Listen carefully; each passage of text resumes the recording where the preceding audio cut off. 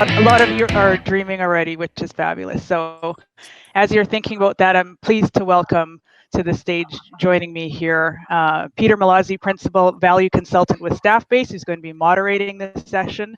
And he is joined with Melissa Leroux and Mindy Crane from Denver Airport. So I will turn it over to you. Thanks so much, Phoebe. And it's great to be speaking with you all this morning. Maybe if we could start with some quick introductions. Mindy and Melissa, would you like to introduce yourselves? Certainly. Good morning, or I guess it's good morning for us, afternoon for many of you. My name's Mindy Crane. I'm the Communications Director at Denver International Airport. So I oversee both internal and external communications within the airport, as well as our social media platforms and our website. I'll turn it over to Melissa now for a quick introduction. Yep, and I am Melissa Leroux. I am straight up communications for employees on the internal side. So my bread and butter is intranets, newsletters, apps, digital platforms, fun stuff like that. And I've been with the airport for a little over 2 years. Great, thanks. And I'm Peter, and when I'm not talking about the value of internal communications, you can find me baking sourdough bread or talking about astrology. And so with that, let's get started. So Mindy, Melissa, can you tell us about Denver Airport and why you needed to transform your communications with the digital platform? Certainly. This is a great question for us. Sure, many of you have all been to airports. They're like mini cities. And within the airport, we have about 1,200 different companies that work within the airport. Now, we're owned and operated by the city and county of Denver, and that's who Melissa and I both work with. But that only makes up about 2,000 of our 30,000 plus employees. So as you can see, there's already a huge gap. We have less than 2,000 employees for city and county of Denver, and another about 28,000 that we have to figure out how to reach that work for airlines, concessionaires, TSA, many other companies doing business at Den. So this makes it very challenging. So we, through this all knew that we needed to create a digital platform in order to reach all of these folks and to share news and information with them and share training opportunities with them. One of our biggest examples that came up is every year around this time, we do tornado training to get our employees prepared of what to do during a tornado, how to help our passengers if we get a tornado warning and have to take shelter. And this training was really hard to get out to our non-city employees.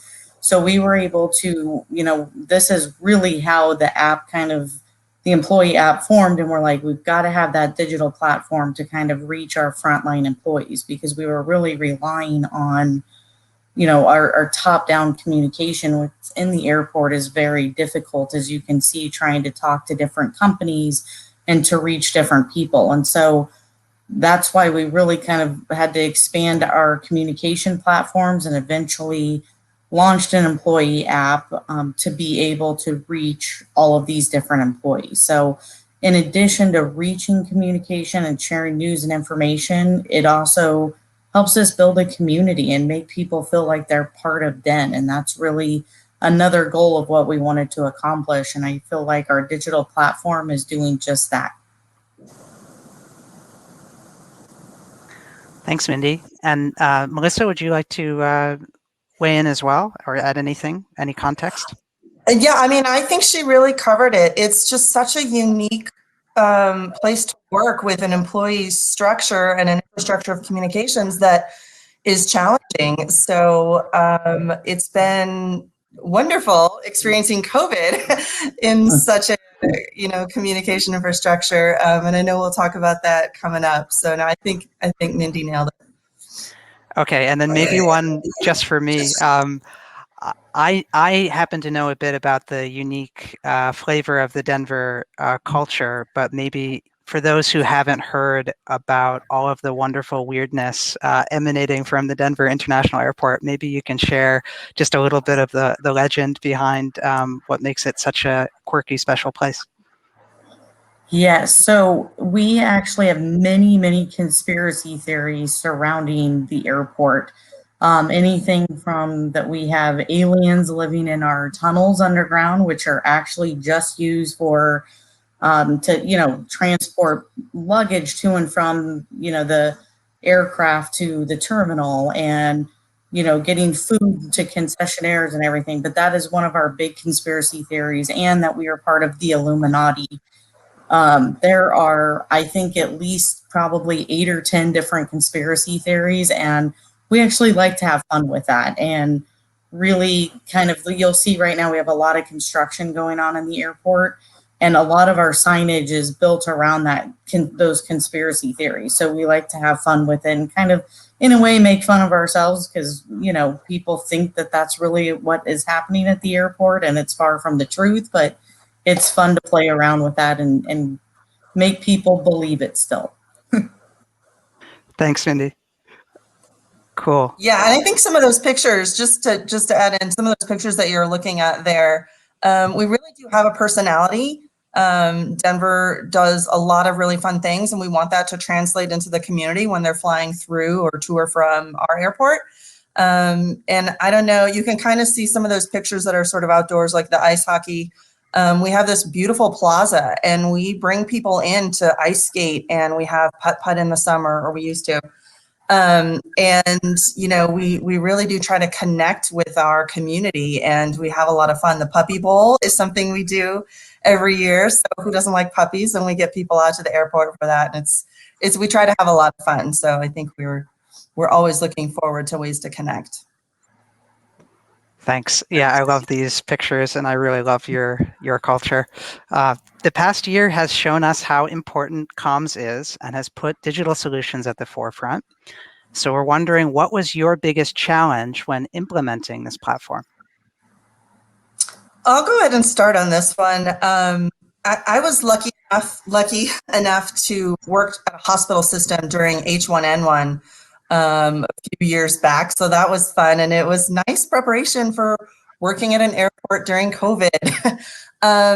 So really, Minnie kind of mentioned how big our teams are and how kind of disconnected they are. If you think of the airport like a shopping mall, there's people who work for the mall, and there's people who work for all the stores at the mall. And so the mall people don't necessarily have access to those retailers, employee lists and things like that. And so, that's part of our need for having a digital solution, but it also became a challenge when we started to implement our digital platform. So we launched it back in December 2019, like to the smaller group. And then in January of 2020, we launched to everyone. And our launch had big dreams of ways that we were going to spread the word and get people to be excited about this new tool. And COVID hit. Wah, wah. And so 2 months, kind of into our mojo of getting things rolled out, we had to deal with COVID. And I just have to say, thank goodness we had a digital platform for that.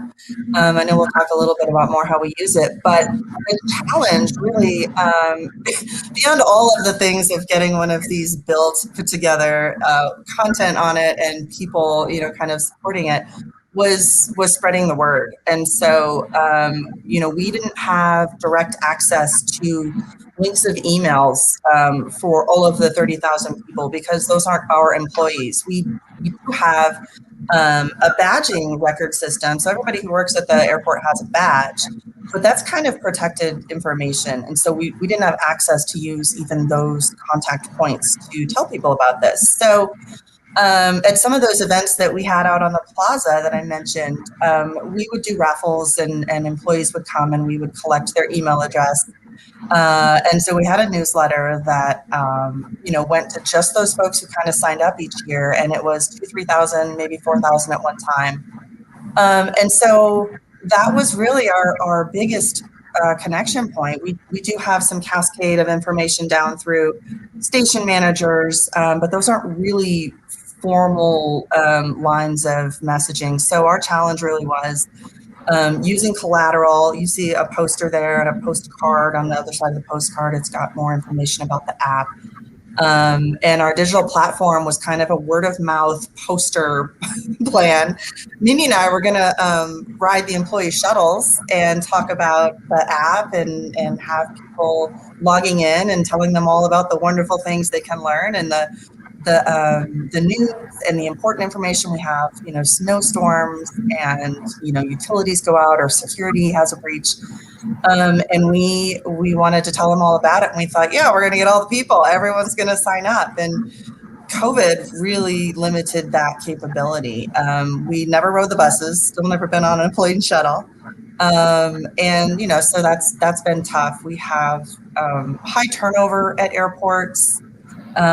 We have folks who don't speak English as their first language. And so right now with our digital platform, we're lucky to be able to explore translation elements that are part of our platform. So getting the word out is still our big to do. And, that's something that I think we'll always be working on. Thanks, Melissa. And just to follow on from that, what was your biggest learning, dealing with these challenges, engaging with all of the various parts of getting people's attention, getting them downloading and using the platform? Well, I'm going to start with that one, Peter. I would say for us, internal collaboration and communication was absolutely key and remains very, very important right now. So in order for us to get our digital platform even launched, we had to work with our technologies team, our security team, legal, a lot of different people that, technologies make sense, but from us, security is a huge player and they're how we get our data. As Melissa said, the badging system and how we work on that is extremely important in gathering data.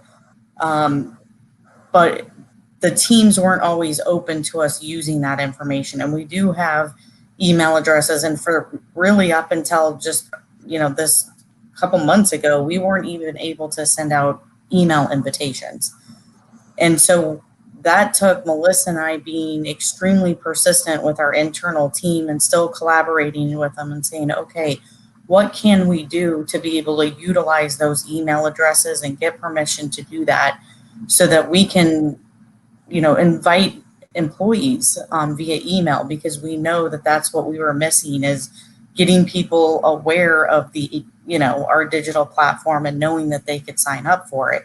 So we finally crossed that hurdle and we were able to send out employee emails now, and our registration, as soon as we've been able to do that, has been on a steady climb. So now we're able, as Melissa said, we have a lot of turnover.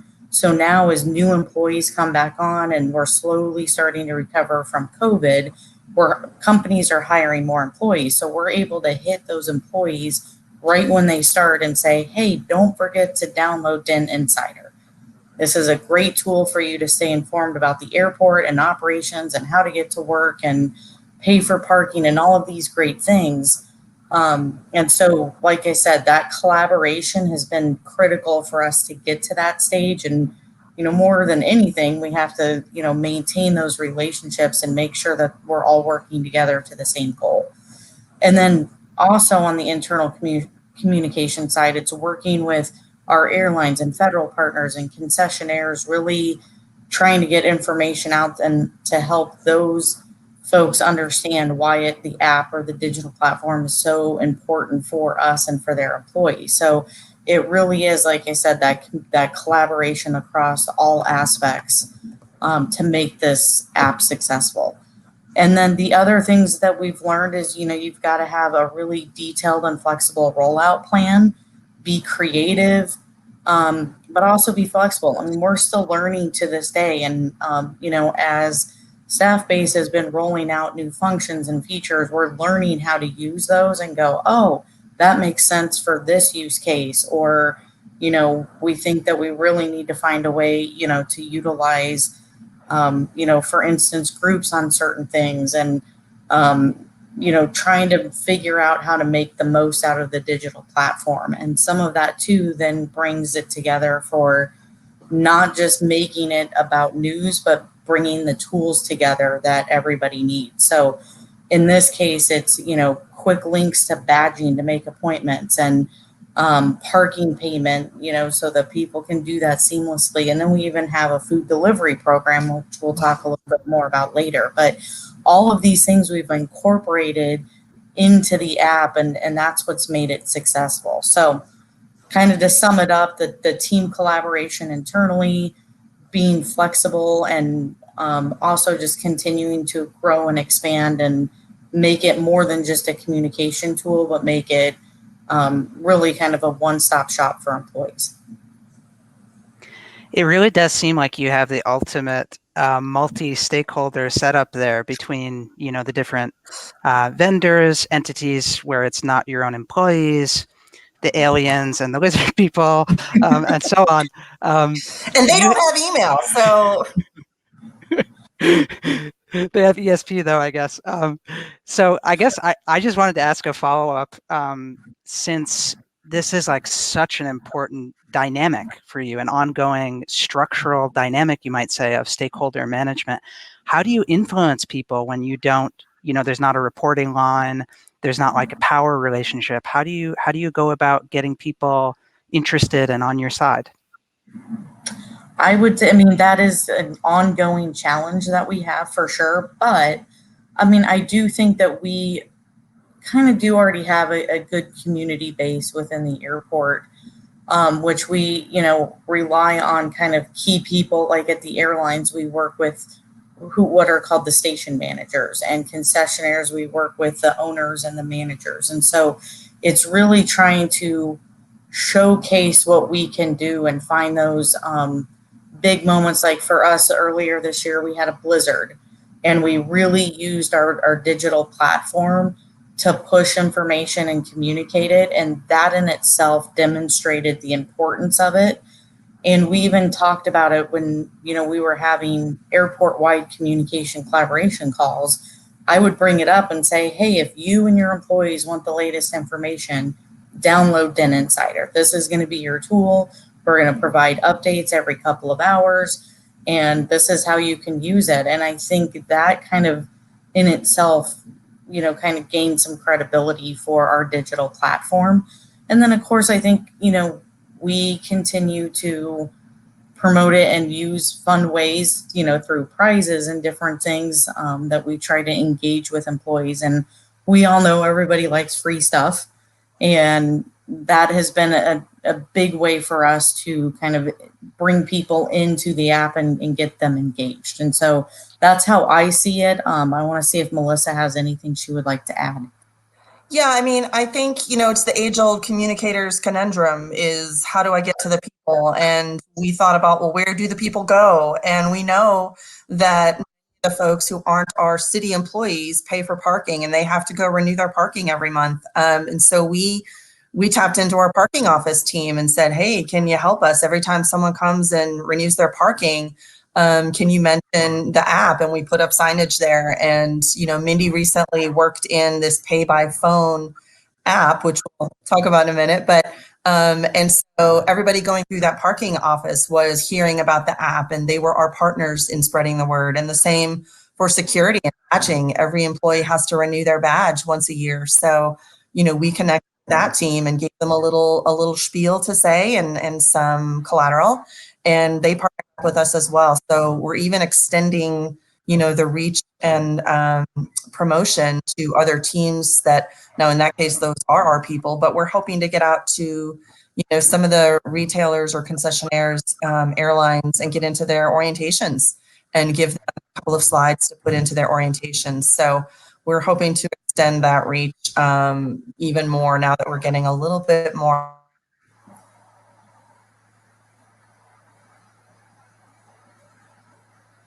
I think we might have lost Melissa. I think we lost her for a moment. Yes. But it sounds like, really you're being very thoughtful about your stakeholders and your users that you want to reach, about their perspective, about what matters to them, and then making it fun, making it easy for everyone. So thanks.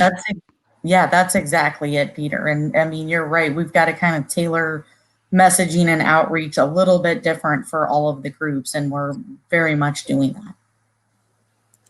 Brilliant. All right. So just to, I think with this great question at the opening of our session about places that people want to travel to, I think we're all kind of, at least I'll speak for myself, my heart is longing to travel again. And so I'm wondering, you're so close to the pulse of the industry, if you could share some insight into what is the travel landscape looking like right now, and how you've had to deal with and adjust to all the ups and downs of this recent period. I see what you did there with the ups and downs there. So I'll start and say, I mentioned it earlier, being at a hospital system during H1N1, which was another flu strain that was a nightmare. Being at an airport during a time when people don't want to touch other people or touch things, and we're learning a lot about how it passed and things. It was really scary, and so the pandemic introduced this need for people to travel, because some people have to travel. You can't not travel for certain reasons. And so they wanted a more touchless experience. And we immediately went to work thinking about what this looked like at an airport. And certainly it's a passenger facing issue, but it's also, we have essential employees who have to go into work every day. And so there's this to really adapt quickly and enable safe travel. Safety was our number one concern for employees and passengers. And so the landscape is, people are, they want to be distanced, but you put them on a train to go out to the concourses, and they want to be distanced, but they have to stand in line to board a plane. So there's a lot of things that played in. And a lot of those things faced our employees too. I mean, with so much information to share about masks and, whether or not they're mandatory and when do you have to wear them and the distance that's required for social distancing.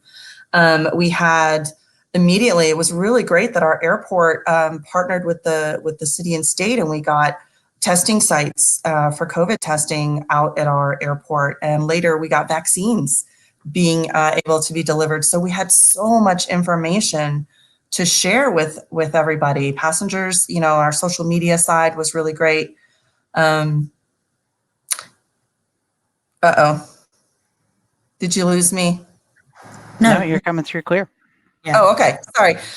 Okay. So yeah, I just think this digital platform really made it possible for us to quickly get that information out. It was a direct access point to people. We didn't have to rely on them going through, a manager or a station manager or somebody who got an email from that company to then tell the employees. We could get to them right away. Routes change when there's snow or when there's fog. We had this direct line where people could just look at their app in the morning and not have to dial a phone or log in to check things. So that direct access, we could change information very quickly. That was really helpful. And, we have different collections of news channels and lots of different topics and pages where we store information that people can go to when they're ready. So, at their need, they can find the things that they want to learn about. So yeah, we just became less reliant on cascading of information with this digital platform. And it's been really easy to get information out. We just got to get people to buy into wanting to have that app.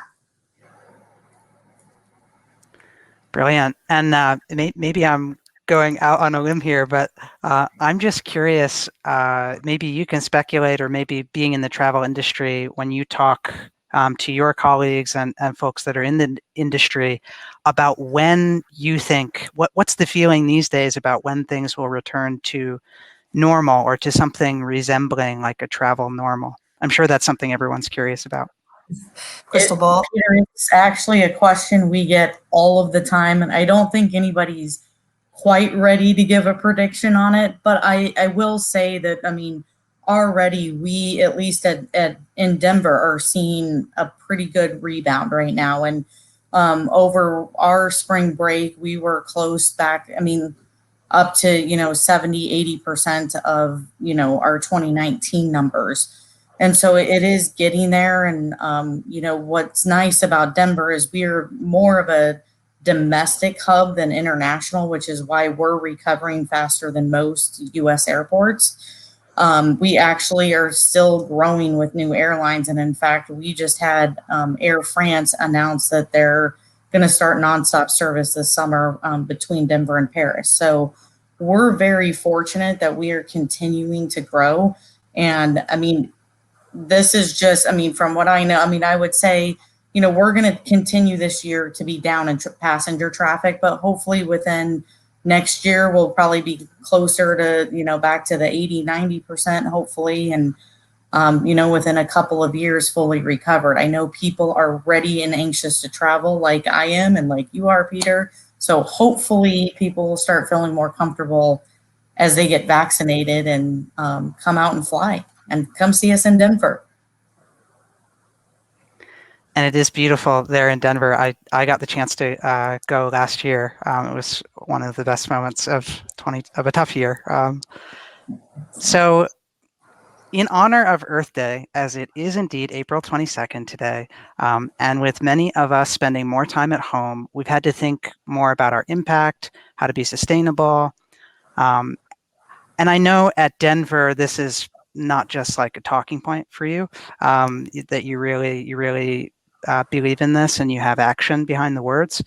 So would just love to hear you comment about that, how you see this impacting the travel industry, the way you communicate, et cetera.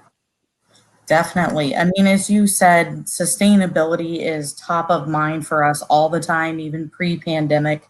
This is one of our values that we have that we focus on. It's a strategic objective for us. We are really into sustainability, and that's extremely important for us. What's interesting, we have many programs already where we have solar panels and electric car charging ports, and all of our new construction that we're building must meet what we have in the US called LEED Gold standards. That's something all of the city and county of Denver construction projects have to meet, but many of ours reach platinum level. We have leftover food donation program, water bottle filling stations, many different things that we try to promote every single day. But what's interesting is today we are actually doing what we call internally a DIN Talks, where we bring together all employees who are invited virtually and they can listen to one of our subject matter experts. And today it's our SVP of sustainability, and he's going to give an update on what the airport is doing, our management plan, and then taking those goals that we have for the airport and telling people how they can apply those at home. And then we're going to take it and actually announce a 7-day employee challenge, and it's going to be posted on the app, and employees can each day, as they fulfill that challenge for the day, they will post pictures or comment to be in for a chance to be entered into a drawing to win some prizes. So there's really some great opportunities that we do to communicate both internally and externally about our sustainability program. And we're really excited today to be able to launch that challenge. And then we also take that information on Earth Day and share it on social media and our website of here's what DEN is doing to be sustainable. So as you can see, extremely important. It will continue to be so even as we get through the pandemic and into the future. It's always top of mind for us. Well, thanks so much, Mindy and Melissa. We have come up against time. And so I appreciate that we had a little banter going back and forth and you indulged me on some of my questions.